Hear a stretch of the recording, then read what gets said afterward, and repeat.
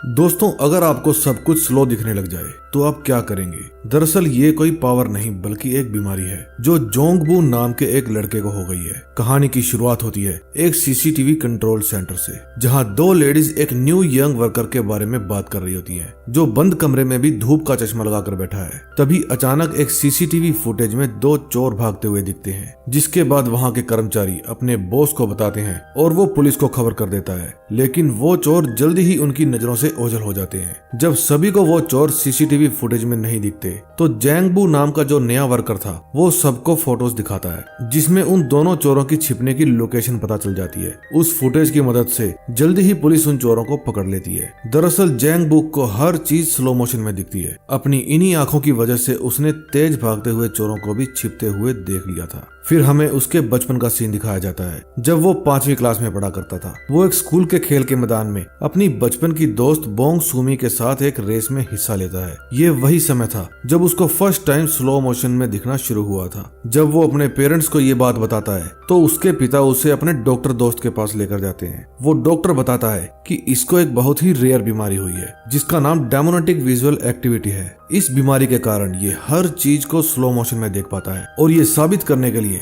Doctor उसकी तरफ एक बॉल बड़ी ही तेजी से फेंकता है, जिसको वो बहुत ही आसानी से पकड़ लेता है। डॉक्टर उसकी आंखों को आराम पहुंचाने के लिए उसको हर समय एक धूप का चश्मा पहनने की एडवाइस देता है। उसकी आंखें ठीक करने के लिए बहुत ही पैसा खर्च होने वाला था, इसलिए उसके पिता पैसे कमाने के लिए विदेश चले जाते हैं ताकि वो अपने बेटे का सही इलाज करवा सके। जैंगबू घर में अपनी माँ और अपनी बहन के साथ रहा करता था। दरअसल ये बीमारी उसके लिए एक वरदान भी थी और श्राप भी। वो अपनी इसी बीमारी के कारण अपनी छोटी उम्र में ही जिंदगी के नजारे भी ले रहा था, लेकिन हर समय काला चश्मा पहनने के कारण उसको स्कूल में तंग भी किया जाता था। सुमी उसकी इकलौती फ्रेंड थी जिसको वो अब प्यार करने लगा था, लेकिन जैसे जैसे समय बीतने लगता है लोग उसकी वजह से सुमी को भी तंग करने लगते हैं, और ना चाहते हुए भी सुमी जैंग को छोड़ देती है। अब जैंग का छोटी उम्र में ही दिल टूट जाता है और वो चाहता है कि उसकी आंखें पूरी तरह से खराब हो जाए, इसलिए वो हर वक्त नजदीक से टीवी देखता है। लेकिन फिर भी उसकी आंखें खराब नहीं होती। सारा दिन टीवी देखने के कारण अब वो अपने फेवरेट कैरेक्टर्स की एक्टिंग भी करने लगता है और उनके स्टाइल भी कॉपी करने की कोशिश करता है। अब कई साल बीत जाते हैं, उसके पापा अभी भी पैसा कमाकर वापस नहीं आए थे, और एक दिन खबर आती है कि एक एक्सीडेंट के कारण उसके पिता की मौत हो गई है। अब घर का सारा भार जैंगबू के कंधों पर आ जाता है और वो अपनी आंखों का इलाज करवाने के लिए फिर से उसी डॉक्टर के पास जाता है। डॉक्टर उसे समझाते हैं कि अब तुम्हें ही पैसा कमाना है और अपने घर को संभालना है, और उसे एक सीसीटीवी कंट्रोल सेंटर में जॉब करने की सलाह देते हैं। अब जैंगबू सीसीटीवी कंट्रोल सेंटर में काम करने लगता है। अब हमें फिर से प्रेजेंट का सीन दिखाया जाता है। वो अपनी इस जॉब में बहुत ही खुश था क्योंकि उसे लोगों को टीवी पर देखना बहुत अच्छा लगता था। एक दिन उसके ही ऑफिस में काम करने वाला ब्योंग सू नाम का लड़का अपने बॉस से बात करता है और उन्हें बताता है कि जैंगबू किसी से भी बात नहीं करता और वो बहुत ही टैलेंटेड लड़का है। अब ब्योंग अपनी ड्यूटी के टाइम जैंग से बात करने की कोशिश करता है, लेकिन जैंग उसकी बात का कोई भी जवाब नहीं देता। वो सीसीटीवी में चल रहे लोगों के फुटस्टेप भी काउंट करता है। वो ये भी नोट करता है कि एक गली से दूसरी गली में जाने के लिए कितने कदम चलना पड़ता है। ब्योंग को उसकी ये बात बड़ी ही अजीब लगती है। फिर उससे घुलने मिलने के लिए वो पूछता है कि क्या तुम्हारी कोई गर्लफ्रेंड है। इससे जैंग को सुमी की याद आ जाती है और अगले ही दिन वो उससे मिलने के लिए उसके घर चला जाता है। अब सुमी बड़ी हो गई थी और बहुत ही सुंदर हो गई थी, लेकिन उसके सिर पर बहुत सारा कर्जा था, जिससे आए दिन उसे कर्जा देने वाले तंग किया करते थे। जैंग उसे दूर से देखता है लेकिन उससे बात करने की हिम्मत नहीं जुटा पाता। अब वो अपने कैमरे में भी सुमी पर नजर रखने लगता है। वो उसके हर रोज के रूटीन को याद कर लेता है। सुमी हर रोज एक कैफे में जाकर कोल्ड ड्रिंक पिया करती थी। अब जैंग भी यही करने लगता है। अगले दिन बारिश की वजह से सुमी एक बस स्टॉप पर फंस जाती है। अब जैंग अपने दोस्त ब्योंग को लेकर उसकी हेल्प करने के लिए पहुंच जाता है। वो शाहरुख खान की तरह छाता खोल के उसको बारिश से बचाने की कोशिश करता है, लेकिन उसको लफंगा बोलकर वो वहां से चली जाती है। फिर जैंग और ब्योंग दोनों डॉक्टर के पास जाते हैं। जैंग डॉक्टर को बताता है कि वो सुमी को इम्प्रेस करना चाहता है, लेकिन क्या करे। इससे डॉक्टर उससे फ्लावर्स देने की सलाह देता है। अगले दिन सुमी एक म्यूजिकल ड्रामा में ऑडिशन देने के लिए जा रही होती है, लेकिन वो लेट हो जाती है, इसलिए वो वहां पर कॉल करती है और फोन पर ही अपना ऑडिशन देने को कहती है। अब वो फोन पर ही गाना शुरू कर देती है। उसका गाना सुनकर लोग बड़ी ही हैरानी से उसे देखते हैं। तभी वहां पर जैंग फ्लावर्स लेकर पहुंच जाता है और सुमी का गाना खत्म होते ही उसे बुके दे देता है, लेकिन बदले में सुमी उसे कहती है इन बुके की जगह पर तुम मेरे लिए जहर लेकर आते तो ज्यादा अच्छा होता। तभी सुमी वहां से जाने लगती है। फिर जैंग उसे उसके बचपन के नाम से पुकारता है, लेकिन वो कहती है कि ये मेरा नाम नहीं है, मेरा नाम बोंग सुमी है। इससे जैंग को पता चलता है कि वो अब तक किसी गलत लड़की का पीछा कर रहा था, लेकिन अब बहुत देर हो चुकी थी और उसको गलत लड़की से ही प्यार हो जाता है। उस दिन शाम को सुमी अचानक उसको एक जगह टकरा जाती है। वहां से सुमी शॉपिंग करके लौट रही थी।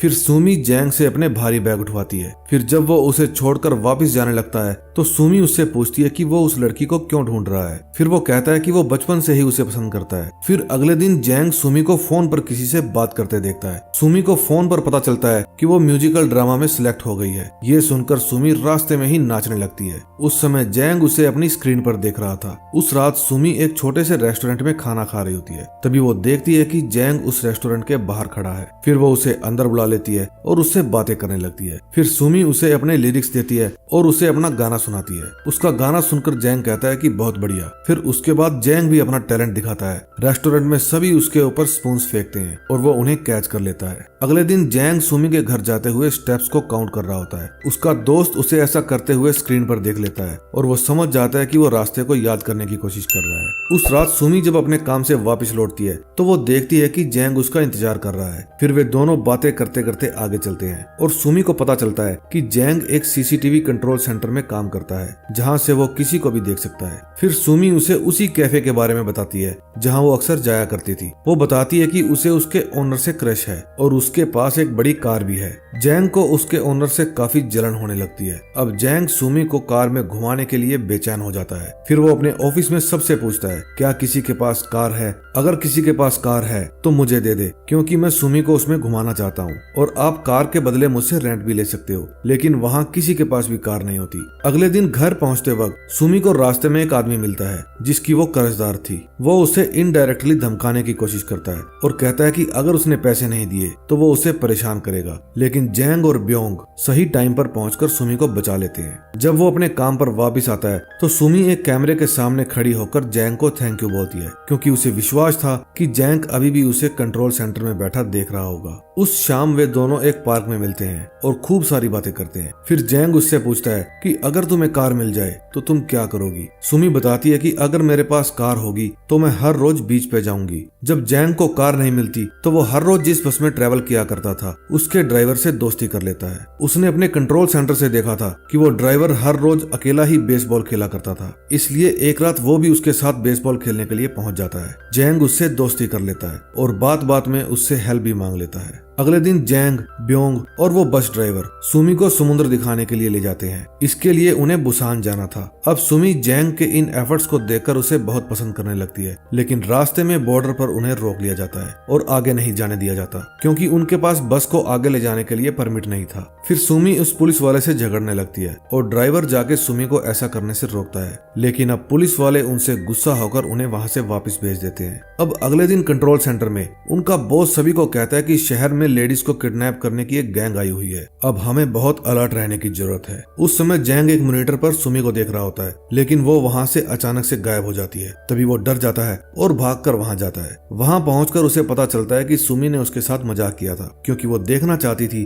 कि जैंग उसे बचाने के लिए आता है या नहीं। उसके बाद सुमी उसके चश्मे को हटाती है और उसको किस करती है। फिर जैंग उसे घर छोड़ने के लिए जाता है। घर पहुंचने पर वे देखते हैं कि अपना पैसा वापस मांगने के लिए वहाँ कुछ लोग आए हुए थे। वे अपने पैसे के लिए सुमी को धमकाते हैं और उसके घर में तोड़फोड़ भी करते हैं। शोर सुन के जैंग सुमी की हेल्प करने के लिए आगे बढ़ता है, लेकिन आंखें धुंधला जाने के कारण वो नीचे गिर जाता है। फिर उन लोगों के जाने के बाद वे दोनों आपस में बैठ के बातें करते हैं और सामान इकट्ठा करते समय सुमी जैंग को बचपन की कुछ ड्राइंग्स दिखाती है। वो ड्राइंग जैंग ने ही बचपन में सुमी के लिए बनाई थी। फिर सुमी बताती है कि वो नहीं चाहती थी कि जैंग की उससे दोबारा दोस्ती हो जाए, इसीलिए उसने जैंग से असलियत छुपाई। उस समय जैंग एकदम शांत हो जाता है और सुमी उन ड्राइंग्स को देखकर मुस्कुरा रही थी। अगले दिन जैंग फिर से डॉक्टर के पास जाता है और कहता है कि मेरी आंखें कल से ज्यादा धुंधली हो गई हैं। डॉक्टर उसे बताता है कि उसकी बीमारी अब और ज्यादा बढ़ गई है, अब वो जल्दी ही अंधा हो सकता है। जैंग बू को इस बात का पहले से ही पता था, इसलिए वो जहाँ भी जाता था अपने स्टेप्स को काउंट कर लेता था, ताकि जिस दिन वो अंधा हो जाए उसे चलने में दिक्कत न आए। अब दोनों ही परेशान थे,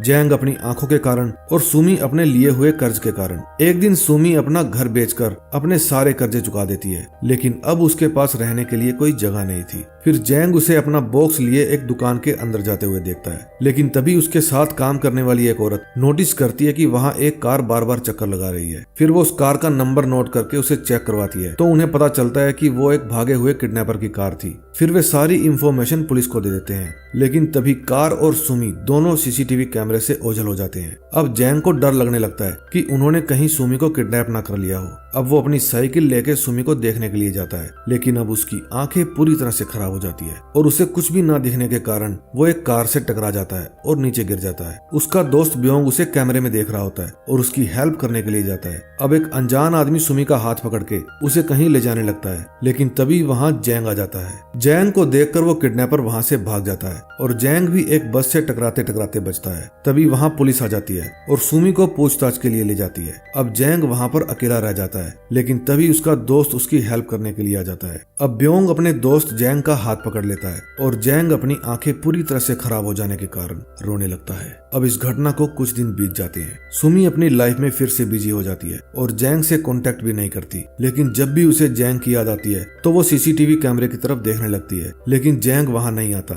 लेकिन एक दिन जैंग उसे अपनी फेवरेट कॉफी शॉप में नजर आता है। वो खुश होकर उसकी तरफ देखकर हाथ हिलाती है, लेकिन वो जैंग को एक वॉकिंग स्टिक निकालकर दूसरी तरफ जाते देखकर उदास हो जाती है। वो सारे रास्ते उसका पीछा करती है और फाइनली वो एक ऐसी जगह पर पहुंच जाती है जहां पर एक आर्ट गैलरी थी। वहां जाकर वो देखती है कि पूरी गैलरी जैंग के हाथों से बनाई हुई पेंटिंग से भरी पड़ी थी, जिसमें उसने सुमी की ही पेंटिंग्स बना रखी थी। तभी वो देखती है कि जैंग एक पेंटिंग बना रहा है और खुद से ही बातें कर रहा है कि चाहे वो अंधा हो गया है, लेकिन सुमी उसे अभी भी याद है। अगले दिन सुमी फिर से जैंग के पास जाती है, लेकिन इस बार जैंग उसे महसूस कर लेता है। फिर दोनों एक दूसरे को हग करते हैं और ये मूवी यहीं पर खत्म हो जाती है। दोस्तों, अगर आपको ये मूवी जरा सी भी अच्छी लगी हो तो प्लीज सब्सक्राइब का बटन जरूर दबा देना। मैं आप लोगों के लिए ही इतनी मेहनत करता हूँ। मूवी देखने के लिए धन्यवाद।